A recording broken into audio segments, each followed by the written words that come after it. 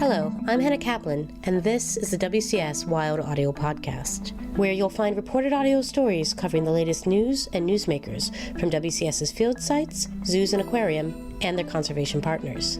We've got a great show today, so let's get to it.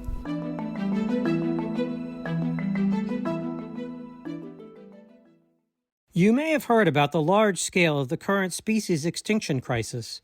It's unprecedented and dangerous, according to experts. For Endangered Species Day on May 19th, Dan Rosen of WCS Wild Audio explores why it matters and what we can all do to stop it. Over 1 million species are now threatened with extinction. In 2019, an independent group of experts called IPBES put out a major report on the state of nature, and this takeaway got a lot of attention. But it can be easy to gloss over the numbers. Why does that matter? If all these animals disappear, what effect will that have on the planet and us? This is Liz Bennett, WCS's Vice President for Species Conservation. There's always an ethical value for saving these species. I mean, they are magnificent. A lot of these species that are highly threatened, they're just absolutely magnificent part of the fabric of the planet. There's a broader reason we should care too, she says.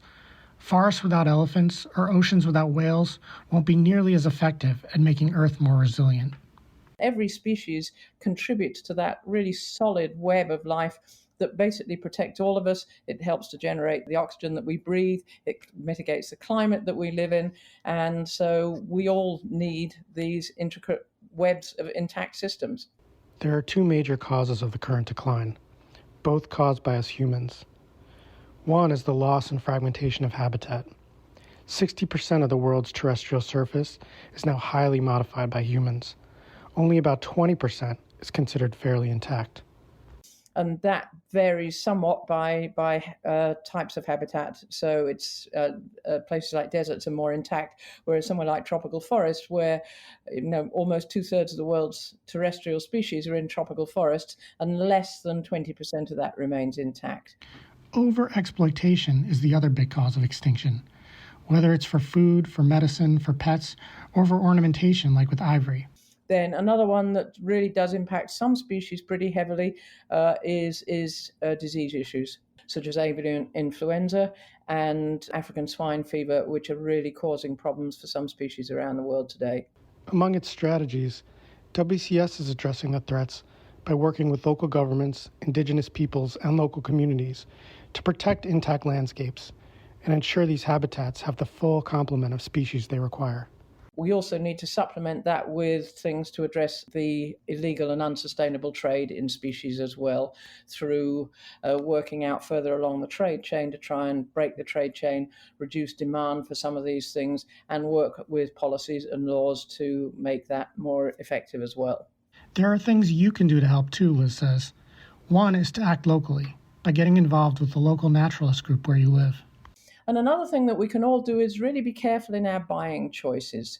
So partly don't buy endangered species, so don't buy ivory, don't buy pets which come from species which could be threatened in the wild. But also we can be more conscious about only buying timber from sustainable sources, and trying to perhaps reduce our beef consumption because loss of habitat to cattle is a major loss of habitat in many parts of the world. So we can all just think a little bit more about our buying choices as much as we have the luxury of doing so. Right now, there are reasons to be hopeful.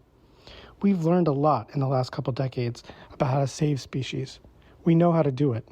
It's a question of having the political will, the local buy-in, and the resources to get it done. In many places, Liz says, we're already seeing momentum begin to turn with the help of local communities. For the first time last year, the number of tigers is starting to go up. It's partly because we're counting them in more places, so we're getting better at counting them, but the dramatic decline to make them the world's most endangered big cat seems to be stopping and turning around. It's patchy. In some places they're still going down, but in other places and overall as a species, they're starting to go up, which really gives me hope. If the global community can turn around a species like a tiger, a big predator that lives in highly populated places in the world, that's hugely hopeful.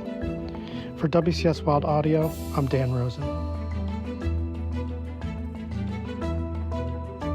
This special episode of WCS Wild Audio was produced and reported by Dan Rosen, with help from Hannah Kaplan and Nat Moss. We'll be back soon with our third season. In the meantime, catch up on all the episodes you may have missed from the first two seasons at Apple Podcasts, Spotify, or wherever you listen.